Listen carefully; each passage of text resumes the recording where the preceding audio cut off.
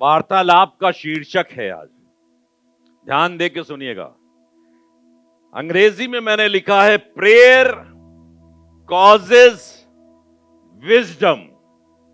क्या कहा मैंने? Prayer causes wisdom and exaltation. क्या कहा? एंड एक्सॉल्टेशन, मतलब दो चीजें प्रार्थना से होती हैं। क्या होती है? एक तो बुद्धि मिलती है और एक बड़ाई मिलती है, एक्सॉल्टेशन, विजडम। हम नॉलेज की बात नहीं कर रहे हैं। जब आप किताबें पढ़ते हो ना, ध्यान दे के सुन रहे हैं आप लोग, जब आप किताबें पढ़ते हो तो उससे क्या मिलती है? नॉलेज। आपने पढ़ा, सवाल का जवाब दिया, एग्जामिनर ने चेक किया, कहले हाँ भाई पास। लेकिन जब इंटरव्यू होता है तो लिखी हुई चीजें काम नहीं आती, क्योंकि एग्जामिनर क्या पूछ लेगा, कैसे पूछ लेगा, दिमाग लगाओ। पढ़ा था 2 दूनी 4, उसने कहा बेटा 2 तियां कितना होता है? 2 3 तो अगर आपने सिस्टम को नहीं समझा है किस तरीके से ये मल्टीप्लिकेशन होता है तो आप फेल हो जाओगे। इसे कहते हैं विजडम। सिखाया गया कि ये इलेक्ट्रिक दौड़ती है, ऐसे दौड़ती है, ये तार ऐसे जोड़ दो, ये इलेक्ट्रिक दौड़ती है। कहीं नहीं लिखा हुआ है कि इसको छूना नहीं, लेकिन पता होना चाहिए जब करंट दौड़ रहा है तो छूना नहीं। इसे विजडम कहते हैं। बुद्धि नहीं थी क्या? ज्ञान नहीं था क्या? आपको समझना चाहिए था इन चीजों को। तो prayer causes wisdom and exaltation. फिर से बोलिए, नहीं तो याद नहीं होगा। Prayer causes wisdom and exaltation. अब मैं आपको एक स्टोरी की तरफ ले चलता हूं, और वो स्टोरी मिलेगी आपको डैनियल नबी की पुस्तक के अंदर। और डैनियल नबी की उस स्टोरी को मैं बयान नहीं करूंगा। लो, मैं स्टोरी की तरफ ले चलता हूं, स्टोरी को बयान नहीं करूंगा। ये अजीब सी स्टोरी है। हम स्टोरी के ऊपर का हिस्सा पढ़ेंगे और स्टोरी के आखिर का हिस्सा पढ़ेंगे, लेकिन स्टोरी नहीं बताएंगे, क्योंकि स्टोरी आपने दर्जनों बार सुनी है और आपको उसके बारे में मालूम होना चाहिए। और अगर आप उस स्टोरी के विस्तृत विवरण के बारे में समझना चाहते हैं तो हमारे YouTube चैनल को देखिए। हमारे YouTube चैनल पे आपको एबीसी पनकी या पास्टर ईजे सिंह के नाम से जब आप YouTube चैनल पे जाओगे तो आपको पार्ट 1, पार्ट 2, पार्ट 3 करके सारी चीजें विस्तृत रूप में बताई जाएंगी, उसमें बता दी गई हैं। लेकिन मैं आज आपसे प्रारंभिक बातों को करना चाहता हूं। खुदा के कलाम में डैनियल नबी की पुस्तक को पढ़ेंगे, उसके पहले अध्याय के पहले पद को। तो वहां लिखा है यहूदा देश का एक राजा था जिसका नाम, अच्छा देखिए कुछ शब्द हैं जिन पर जरूर ध्यान दीजिएगा, क्योंकि अगर ध्यान नहीं देंगे तो दिमाग से उड़ जाएगा और स्टोरी समझ में आएगी नहीं कि हुआ क्या। तो लिखा है यहूदा देश के राजा यहोयाकीम, क्या नाम लिया? यहोयाकीम के दिनों के अंदर, उसके 3रे वर्ष के अंदर, जब उसको राज करते हुए 3 वर्ष हो गए, तो बेबीलोन के राजा, कहां के राजा? बेबीलोन के राजा, बाबुल के राजा नबूकदनेस्सर ने यरूशलेम को चारों तरफ से घेर लिया। यरूशलेम को चारों तरफ से घेर लिया, चढ़ाई कर दी, और लिखा है वहां के लोगों को वो बंदी बनाकर अपने मुल्क में ले गया। ठीक है, अपने मुल्क में ले गया। और जब ये यहूदी लोग, जो इजरायली लोग थे, जो यरूशलेम निवासी लोग थे, बाबुल देश में चले गए। बाबुल की भाषा है, बाबुल के लोग कहते हैं कसदी लोग। क्या कहते हैं? कसदी लोग। उनकी अपनी एक भाषा है जिस भाषा का वो प्रयोग करते हैं। तो वहां पे ले गया और वहां पर जाने के बाद उसने अपने एक खोजों के प्रधान को, जिसका नाम अपशनज था, क्या था नाम? अपशनज था, उसको नहीं, अशपनज, अशपनज था, उसको बुलाया। किसको बुलाया? खोजों के प्रधान को। प्रधान का नाम क्या था? अशपनज। उसको बुलाया और उसको बुला करके उससे कहा, वो चाहता था उसके राज्य के अंदर कुछ अच्छे लोगों, सुंदर प्रतिष्ठित राजपुत्र टाइप के लोगों, लेकिन उसको अपने देश के अंदर ऐसे सुंदर प्रतिष्ठित प्रवीण बुद्धिमान ज्ञानवान लोग नहीं मिले। ये अफसोस की बात है, ये दुख की बात है।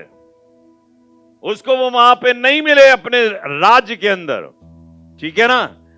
तब उसने अशपनज से कहा कि इजरायली लोगों में से, यहूदी बंधुओं में से कुछ ऐसे लोगों को बुला लाओ। अगर आप में से किसी के पास बाइबल है, किसी के पास कोई रखे बाइबल, तो अगर आप रखे हैं तो जल्दी से पढ़िए 3 पद और 14 पद। तब बेबीलोन के राजा ने अपने खोजों के प्रधान अशपनज को आज्ञा दी कि इजरायली राजपुत्रों, ध्यान दीजिएगा, इजरायली राजपुत्रों और प्रतिष्ठित, बोलिए प्रतिष्ठित,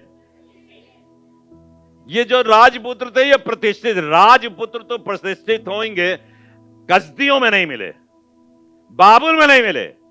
इजरायली राजपुत्रों में प्रतिष्ठित पुरुषों में से कई ऐसे जवानों को ले आ, मतलब उसे ये मालूम था यहां पे गुरु मिलेगा, मालूम है यहां पे अकलमंद लोग मिलेंगे, तो लिखा ले आ जो निर्दोष, कैसे निर्दोष, बोलिए निर्दोष, ये सब चीजें आप पे लागू होंगी, इसलिए बोल रहा हूं समझदारी के साथ। याद रखिएगा कि हमको कैसा बनना है? निर्दोष, क्योंकि खुदा ऐसे लोगों को ढूंढ रहा है। और यहां पे हम बाबुल के राजा की जिक्र कर रहे हैं, बाबुल का राजा भी ढूंढ रहा है जो लोग निर्दोष हों, सुंदर हों, कैसे हों? फेयर एंड लवली लगाए हुए हों, अपने आप की ब्यूटी को मेंटेन किए हुए हों, लफाड़ी की तरीके से नहीं हो। चलो चर्च चलते हैं, जैसा चाहा कपड़ा पहन लिया, जैसा चाहा नहाए धोए नहीं धोए का डजंट मैटर, चले गए, सुंदर। जब तू परमेश्वर के भवन में जाए, ऐसा लिखा हुआ है, तो अपने पांव की चौकसी करना। हर एक चीज पर खुदा नजर रखता है। इसने एक एक काम के लिए क्या तैयारी की है, क्या सोचा है। खुदा के घर जा रहा है तो क्या सोच के जा रहा है? जाओ निपटा दें, आज का चर्च निपट गया। यह निपटने वाली चीज नहीं है, इबादत करने वाली चीज है, अपने खुदा को खुश करने वाली चीज है। अपने खुदा को खुश कीजिए सुंदरता के साथ। खुदा के कलाम में लिखा है, आपने पढ़ा है कि सरदार काहिन महायाजक परमेश्वर के पवित्र परम पवित्र स्थान में साल में एक बार जाया करता था। तो साल भर क्या किया करता था? साल भर क्या किया करता था? अपने आप को पवित्र सुंदर नहा धो के चौकस करना। अभी बता रहा हूं बहुत अच्छे तरीके से। वो जाता था, वो तैयारी करता था।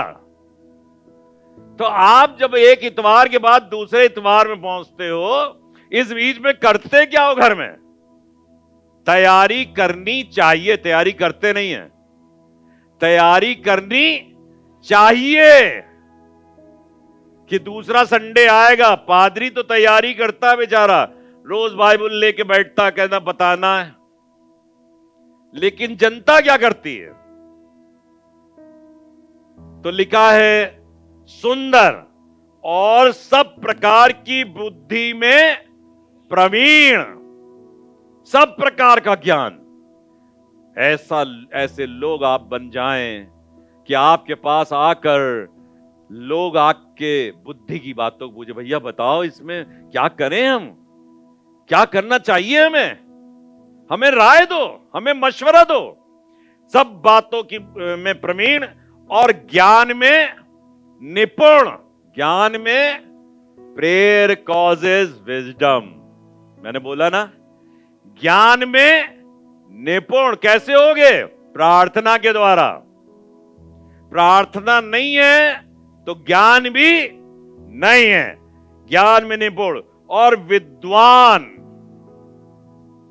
आजकल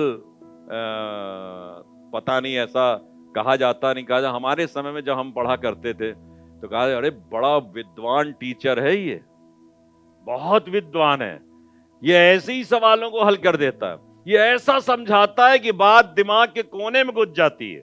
विद्वान। और क्या लिखा है?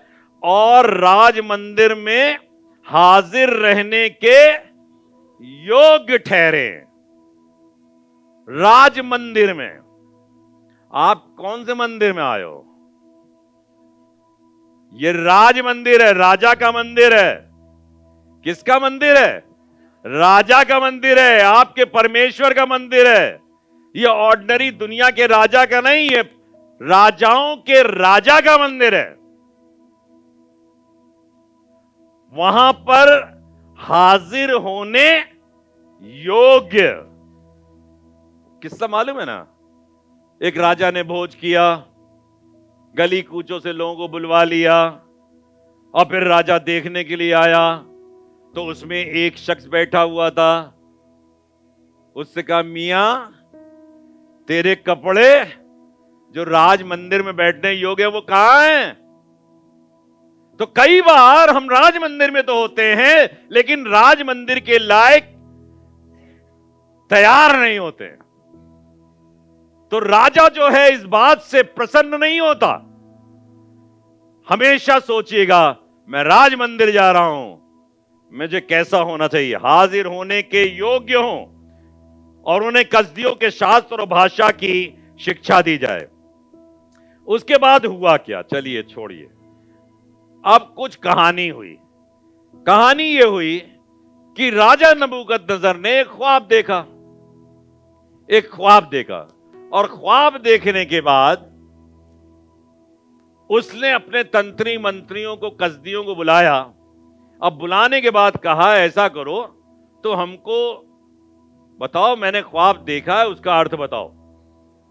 तो ये तंत्री मंत्री कसदी लोग कहने लगे, ऐ राजा सलामत रहे, हमको अपना ख्वाब बता।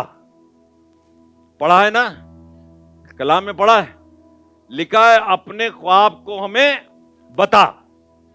तो उसने कहा, देखो अगर तुम हमारे ख्वाब का मतलब बताना चाहते हो तो एक काम करो, हमारे ख्वाब को बताओ। पहले तो हमारे ख्वाब को बताओ, और जब तुम मेरे ख्वाब को बता लोगे तो मैं समझ जाऊंगा तुम उसका अर्थ भी बता सकते हो। यह बड़ी विचित्र बात थी। तो वो तंत्री मंत्री कहने लगे, राजा ऐसा तो कभी किसी ने नहीं कहा।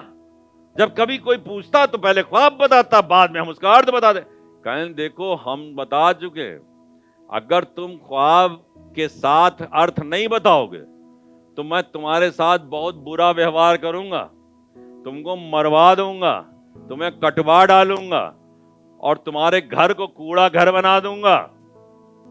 वो कहने, राजा हमारे देश के अंदर कभी ऐसा नहीं हुआ, ये तो राजा नई किस्म की बातें कर रहा है। उसने कहा, देखो हमसे टाइम बर्बाद ना करो, क्योंकि उन समय में राजा समय के अनुसार काम किया करते थे। इस समय ये करना, समय ना बढ़ाओ, हमने कह दिया है और ये वही होगा। मैं इसलिए कह रहा हूं, राजा ने बिल्कुल सही कहा कि भैया पहले हमारा ख्वाब बताओ और तब उसका अर्थ बताओ। ये मैं इसलिए कह रहा हूं कि अभी बिशप आमोस ने बहुत ढेर सारी गवाहियां दी थी कि मैंने ये देखा, मैंने ये देखा, मैंने ये देखा। मैं अपनी सीट पर बैठा हुआ था, मेरी मेम साहब बैठी हुई थी, वो मुझे हाथ मार कहती थी, ये तो तुम सब देख चुके हो, ये तुम्हें सब मालूम है। महीनों से खुदा मुझे ये सारी चीजें ऐसे ही बता रहा है। तो वो खुदा जिसको, जो आसमान और जमीन का रचने वाला है, वो एक जन को जो बात बताता है, वो ही अगर करना होता तो दूसरे जन को बता देता है। तो राजा ने बिल्कुल सही कहा, और ये मैं झूठ नहीं बोल रहा हूं, मैं ये झूठ नहीं बोल रहा हूं कि मुझे मालूम है, सच है, मालूम है खुदा क्या करने जा रहा है, ये मुझे मालूम है।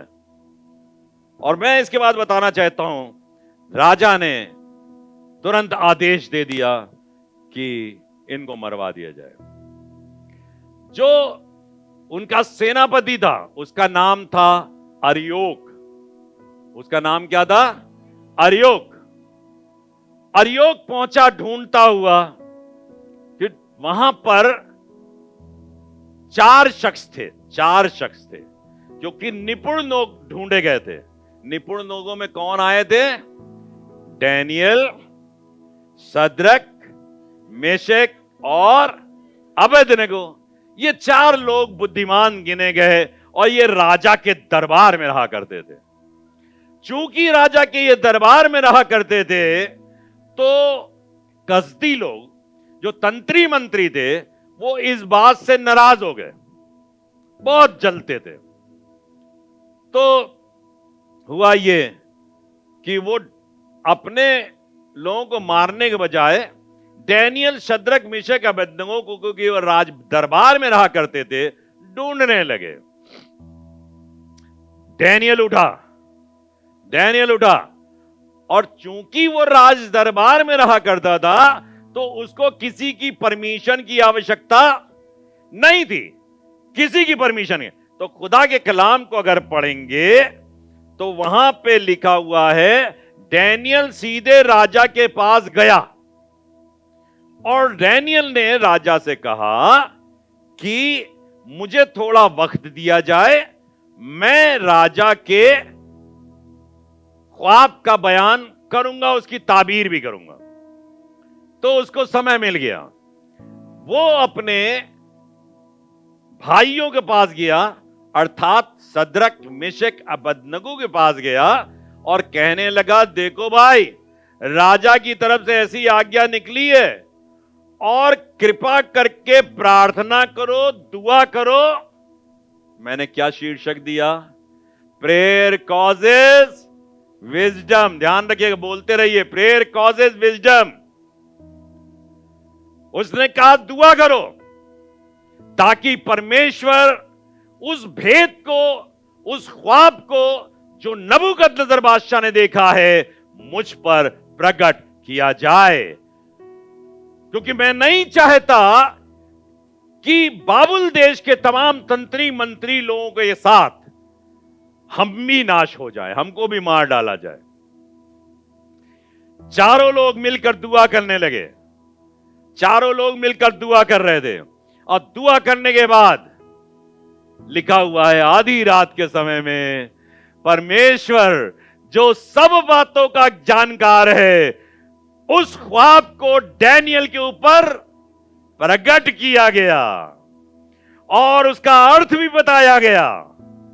और तब डैनियल के दिल के अंदर दिलेरी पैदा हुई और डैनियल ने तुरंत उस, क्या कहते हैं, अंगरक्षकों के प्रधान अर्योक को, अर्योक था ना, मारने निकला था तलवार लेके, अर्योक को बुलाया, मुझे राजा के पास ले चलो और मैं राजा को बताऊंगा उसका ख्वाब और ताबीर। अरे लिखा हुआ खुदा के कलाम के अंदर, 14 पद से पढ़िए अगर कोई पढ़ सकता है तो। तब डैनियल ने जल्लादों के प्रधान अर्योक से, जो बाबुल के पंडितों को घात करने के लिए निकला था, सोच विचार कर बुद्धिमानी के साथ कहा। और उसके बाद 17वें पद में लिखा है, तब डैनियल ने अपने घर जाकर अपने संगी हननिया, मिशाएल और अजरिया को यह हाल बताकर कहा। 18वें पद में लिखा है, इस भेद के विषय में स्वर्ग के परमेश्वर की दया के लिए यह कहकर प्रार्थना की कि बाबुल के और पंडितों के संग डैनियल और उसके संगी नाश ना किए जाएं।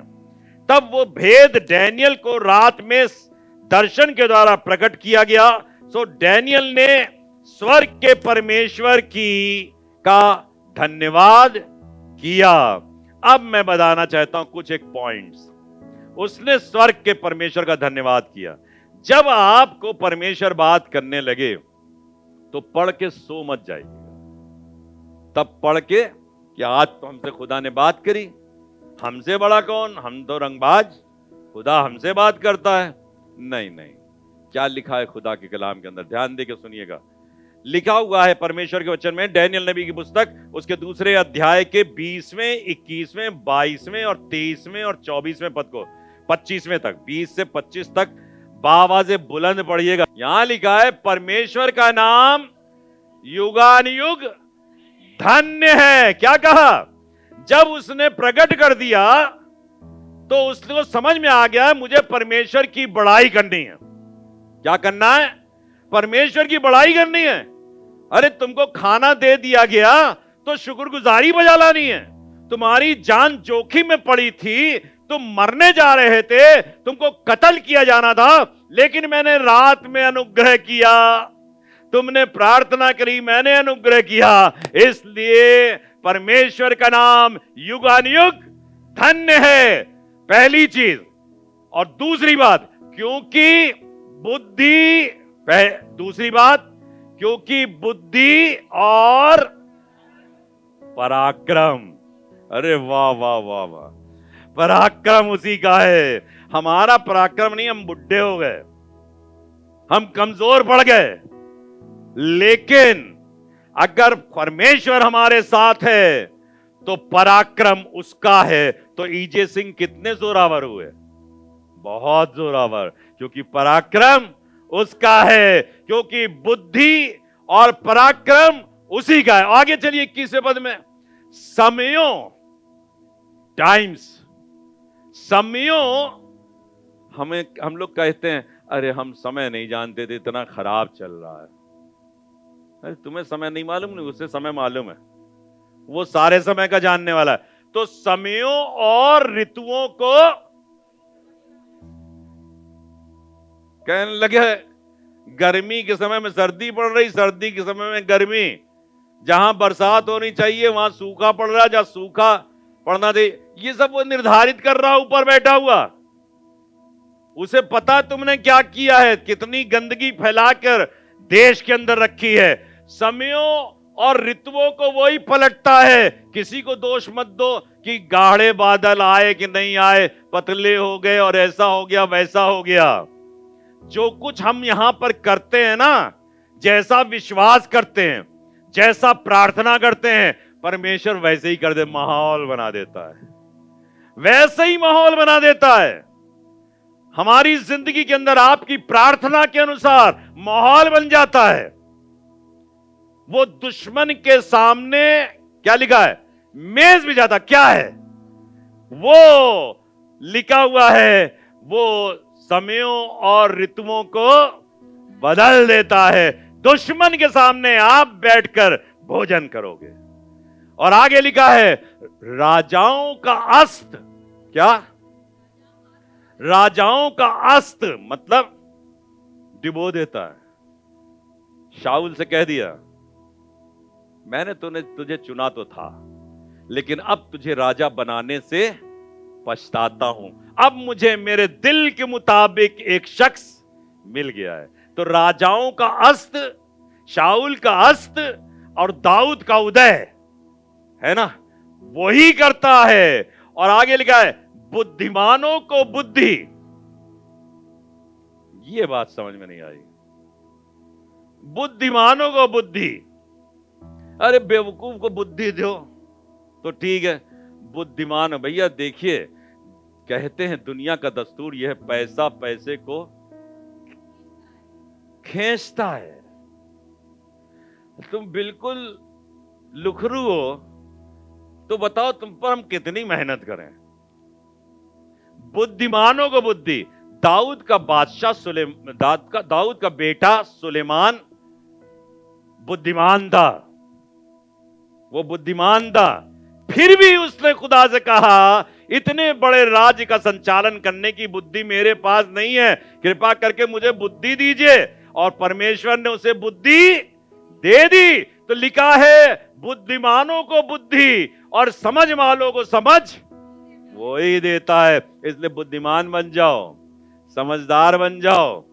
राजाओं का अस्त और उदय वो ही करता। चलिए आगे 22वें पद में लिखा है, वो ही, क्या लिखा है, वो ही गूढ़, गूढ़ समझते हैं क्या? गूढ़ बात, गूढ़ नहीं, छुपी बात नहीं, जो छुपी तो आगे है, गुप्त बात। गूढ़ मतलब गहरी बात।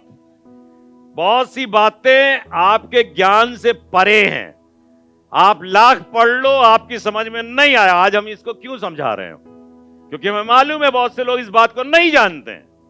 तो लिखा है, गूढ़ और गुप्त बातों पे कल क्या होने वाला है किसी को नहीं मालूम, लेकिन उन गुप्त बातों का प्रकट वो ही करता है।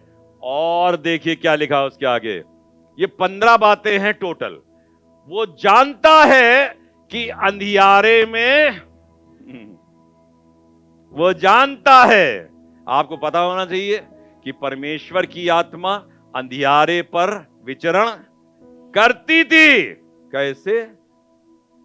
पानी के ऊपर अंधियारे में विचरण कर रहे हो, क्योंकि जहां वो होता है वहां रोशनी, वो अंधियारे को उजियाले में बदलने की सामर्थ अंधियारे में क्या है। और उसके लिखा आगे, उसके संग सदा प्रकाश बना रहता है, सदा प्रकाश बना रहता है। ओ, हमारा खुदा कैसा है, आपका खुदा कैसा है, उससे बहुत प्यार करो। वो आपको अंधियारे में नहीं रहने देगा। लोग आपके खिलाफ युक्तियां बनाएं, लोग आपके खिलाफ योजनाएं बनाएं, लेकिन उनको बनाने दीजिए, क्योंकि युक्तियों का बनाने वाला, उसका पूर्ण करने वाला वही है, वो प्रकाश करने वाला है। आगे लिखा है, हाँ, हे मेरे पूर्वजों के परमेश्वर, मैं तेरा धन्यवाद और स्तुति करता हूं, क्योंकि तूने मुझे बुद्धि क्या दी है? बुद्धि, फिर आई बुद्धि, बुद्धि देने वाला वही है। तूने मुझे बुद्धि और क्या दी है? शक्ति दी है। अरे नबूकदनेस्सर बादशाह था शक्तिशाली, ले आया था यरूशलेम से सारे इजरायलियों को खींच खांच के, बांध बूंद के, लूट के। लेकिन नबूकदनेस्सर भी दाऊद के सामने सर झुकाता है। तूने मुझे बुद्धि, अभी बता रहा हूं, 2 मिनट के अंदर सब क्लियर कर दूंगा। तूने मुझे बुद्धि और शक्ति दी है, और जिस भेद का खुलना हम लोगों ने तुझसे मांगा था तूने मुझ पर प्रकट किया है। तूने हमको किसकी बात बताई है? आपके प्राइम मिनिस्टर की बात, आपके प्रेसिडेंट की बात उसने बता दी। अगर बता दी तो तुम अपना निकल लो धीरे से, लेकिन अगर हम बुद्धिमान होंगे तभी तो राजा की बात हमें बताई जाएगी। अगर हम समझदार होंगे तभी तो बताई जाएगी, वरना हम ही अंधेरे में, सब अंधेरे में, और राजा एक दिन आके काट के चला गया। तो लिखा हुआ है, तूने हमको राजा की बात बताई। 24वां पद, तब डैनियल ने अर्योक के पास, जिसे राजा ने बाबुल के पंडितों के नाश करने के लिए ठहराया था, भीतर जाकर कहा, बाबुल के पंडितों का नाश न कर, मुझे राजा के सम्मुख भीतर ले जा, मुझे बाबुल के भीतर ले जा। हां आगे चले, लिखा, मुझे ले चल, मैं फल बताऊंगा। आगे लिखा है, तब अर्योक ने डैनियल को राजा के सम्मुख, देखिएगा फिर ध्यान दीजिएगा, तब अर्योक ने राजा के सम्मुख, अर्योक डैनियल को कैसे ले गया? कैसे ले गया? शीघ्र। यस, आपके साथ जब खुदा कोई काम करेगा तो शीघ्र करवाएगा। जब परमेश्वर काम कराता है ना तो शीघ्र कर। पहले की बात याद कीजिए कि मैंने कहा था कि राजा के महल में डैनियल रहा करता था।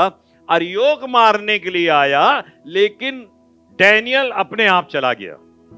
लेकिन अब डैनियल स्वयं नहीं गया, वो प्रचार कर रहा है, भाई मैं बुद्धिमान हूं, मैं समझदार हूं, मैं ज्ञानवान हूं, मैं प्रवीण हूं, मेरे पास सारी बुद्धि है।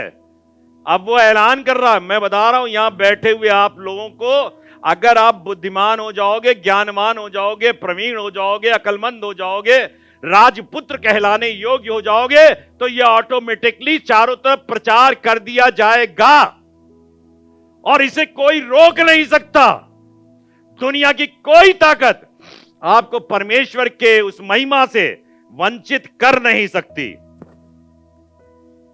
लिखा है, तब अर्योक ने डैनियल को राजा के सन्मुख शीघ्र भीतर ले जाकर उससे कहा, यहूदी बंधुओं में से एक पुरुष मुझको मिला है।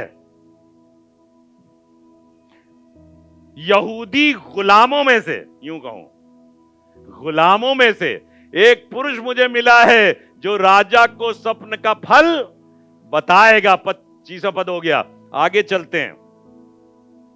26वां पढ़िए, 26, 27, 28। राजा ने डैनियल से, जिसका नाम बेलशस्सर भी था, पूछा, क्या तुझमें इतनी शक्ति है कि जो स्वप्न मैंने देखा है उसे फल समेत मुझे बता। क्या तुझमें इतनी शक्ति है? अगर इस जगह हम लोग होते तो क्या करते? हाँ, yes, I can do it. तुम जानते नहीं हम कौन? हम ईजे सिंह हैं, हम पादी दीपक मौर्य हैं, हम जो चाहेंगे कर लेंगे। अरे क्या तुम खाक कर लोगे? समझदार होने की जरूरत है ऐसे समय में। पलटिए हाथ।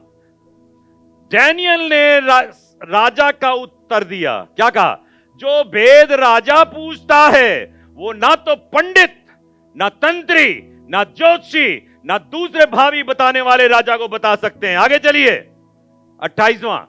परंतु भेदों का प्रकट करता परमेश्वर स्वर्ग में है। भेदों का प्रकट करता परमेश्वर स्वर्ग में है और उसी ने नबूकदनेस्सर राजा को जताया है कि अंत के दिनों में क्या क्या होने वाला है। तेरा स्वप्न और जो कुछ तूने पलंग पर पड़े हुए देखा वो यही है। बता दिया स्वप्न, वो यही है। मैंने पहले ही कह दिया था मैं कहानी पे नहीं जाऊंगा, मैं ऊपर का पढ़ूंगा और फिर उसके बाद नीचे का पढ़ूंगा, क्योंकि मेरा सब्जेक्ट है प्रेयर कॉजेज विजडम।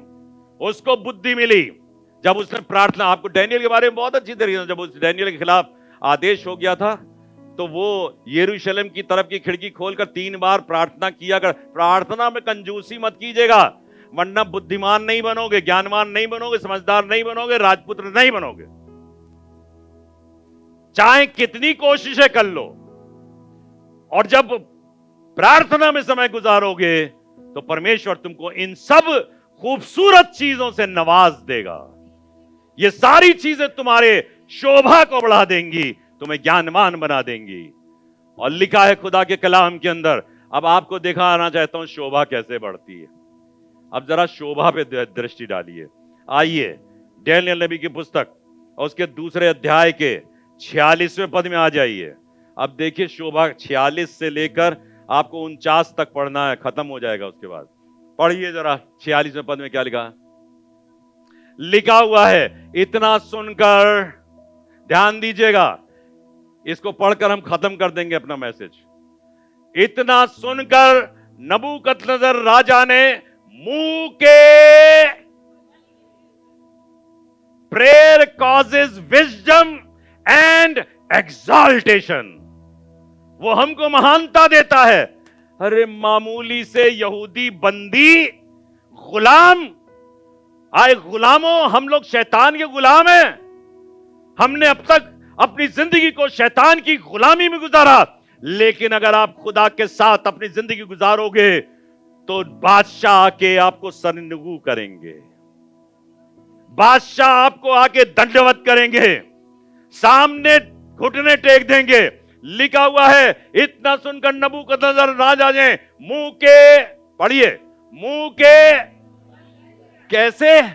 मुंह के बल, कभी गिर के देखिए, एक बार खुदा के सामने गिरिए, आपके सामने राजा गिरेगा। आपके सामने राजा गिरेगा। लिखा है, इतना सुनकर नबूकदनेस्सर राजा ने मुंह के बल गिरकर डैनियल को, अरे बाप रे बाप, मेरी तो रोंगटे खड़े हो गए जब मैंने कहा बादशाह डैनियल को दंडवत कर रहा है। राज्य राज्य के लोग आते थे उसके सामने, दंडवत करते थे, ना दंडवत करें तो उनका घर घूरा बना दिया जाता था, कत्ल कर दिया जाता था। आज बादशाह आपके सामने दंडवत करेगा। और लिखा है, और आज्ञा दी कि उसको भेंट चढ़ाओ। मेरी समझ से बाहर है खुदा बाप, तू अपने लोगों को कितना प्यार करता है। What a loving Jesus he is। वो कितना अद्भुत परमेश्वर है। उसके साथ रह के तो देखो, उसको चूम करते देखो, उसको प्यार करके दे देखो, उसकी संगति में रह के देखो। लिखा है डैनियल, और उसको दंडवत किया और आज्ञा दी उसको भेंट चढ़ाओ और उसके सामने क्या खुशबू जलाओ। डैनियल डैनियल, सच बता रहा हूं, आप लोग की यहां भी ये बातें गूंज रही हैं। बिशप आमोस आए थे, बड़ी अच्छी इबादत करके चले गए। स्टीफन आए थे, बड़ी अच्छी इबादत करके चले गए। मेगन आई थी, बहुत अच्छी यहां वाणी सुना के चली गई। इसका मतलब क्या है समझते हैं? जो आप आज पूज रहे हो, आज आप बहुत शुक्रगुजार हो, खुदा की बड़ाई कर रहे हो, इसलिए क्योंकि वो लोग घुटनों की जिंदगी गुजारते हैं, परमेश्वर के सामने घुटने टेक देते हैं। जब परमेश्वर के सामने वो घुटने टेकेंगे, अपने सर को घंटों घंटों, 1 मिनट के लिए हम लोग करते हैं, आए हमारे बात तूने खाना दिया, इस पे तेरी आशीष हो, खाएं पिए मौज करेंगे, आमीन। रात में हमको ठीक रखा, थैंक यू। अब रात में सोने देना, डिस्टर्ब ना करना बहुत ज्यादा, थैंक यू। सवेरे उठ के फिर मस्ती करेंगे, थैंक यू, आमीन। सो जाओ बच्चों, तुम भी सो, पापा भी सोए, डिस्टर्ब ना करना नींद। सच बता रहा हूं, दुआ की जिंदगी की आवश्यकता है। मेरे लिए यह विषय नहीं कि मैं इसको कहूं, लेकिन सच बता रहा हूं, मैंने सीखा है अपने जीवन के अंदर दुआ करना। दुआ करो, रात के पहर में उठो और दुआ करो। मैंने सिखाया है कलीसिया के लोगों को। लिखा है उसको भेंट चढ़ाओ और उसके सामने सुगंध वस्तु जलाओ। और आगे क्या लिखा है?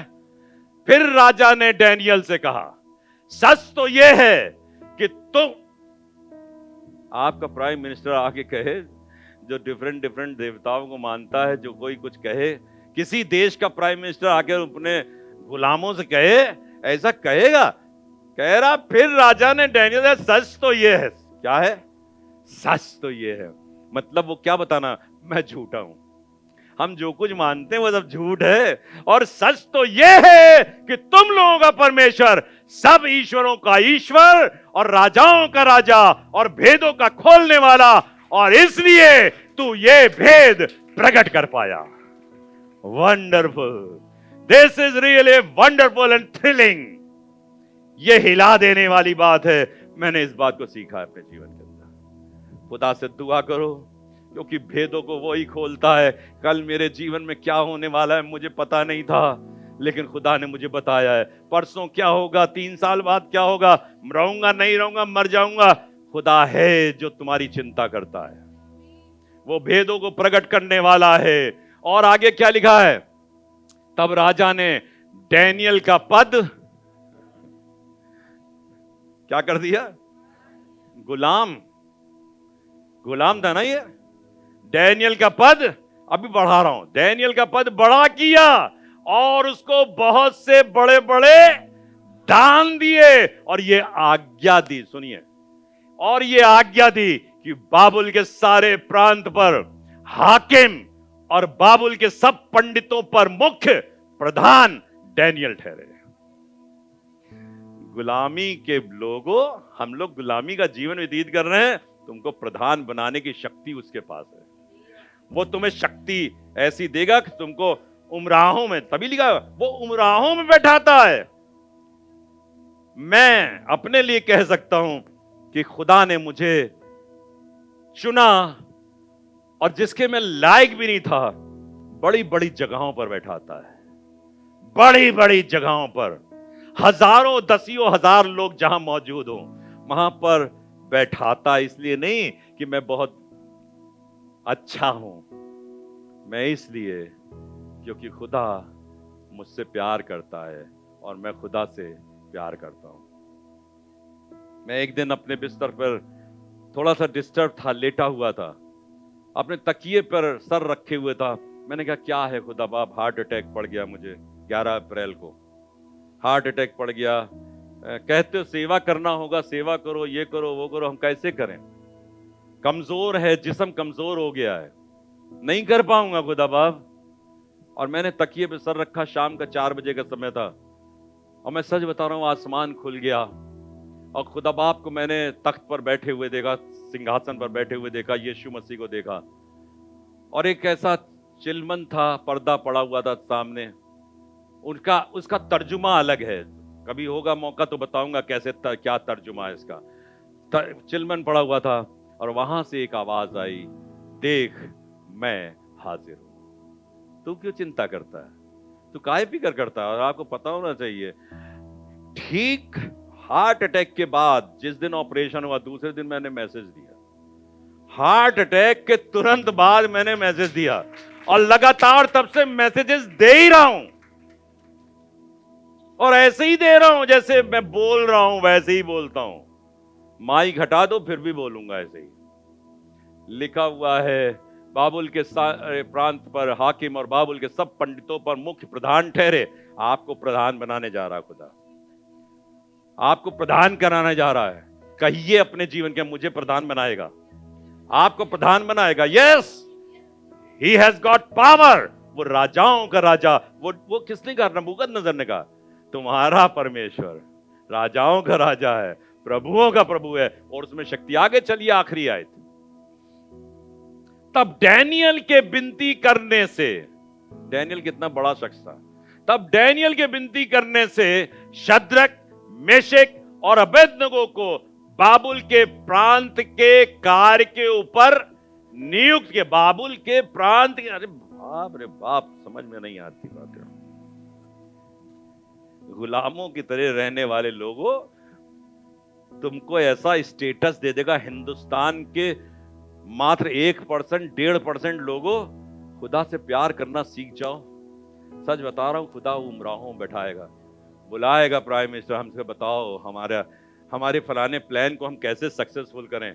लिखा है उसको, शद्रक, मेशक, अबेदनगो को बाबुल के प्रांत के कार्य के ऊपर नियुक्त किया, परंतु, अब देखिए लास्ट वर्स, लास्ट बात, परंतु डैनियल आप ही राजा के दरबार में,